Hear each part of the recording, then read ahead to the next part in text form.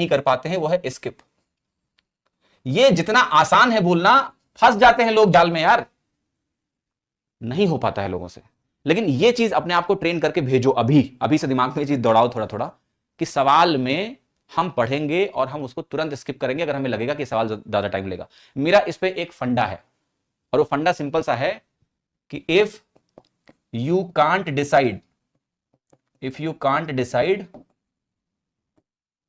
Answer is no. इसका मतलब क्या है? एक सवाल तुमने पढ़ा और तुम ये डिसाइड नहीं कर पा रहे हो कि इसको पहले राउंड में करना चाहिए कि नहीं, तो ये सेकंड राउंड का सवाल है।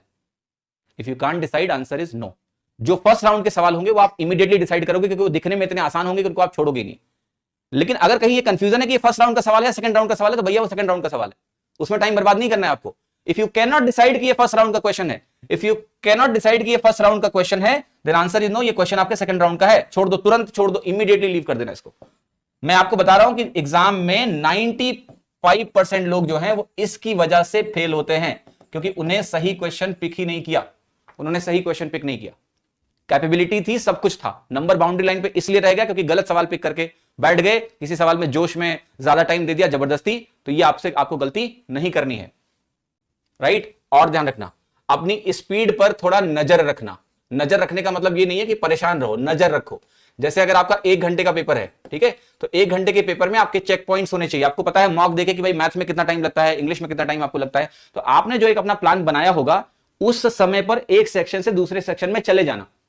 जैसे आपने अगर बनाया कि हम जीएस करेंगे पहले, और आपको पता है कि जीए आपने टारगेट बनाया कि हम 5 मिनट में करेंगे, ठीक है, तो 5 मिनट बाद दूसरे सेक्शन में चले जाओ।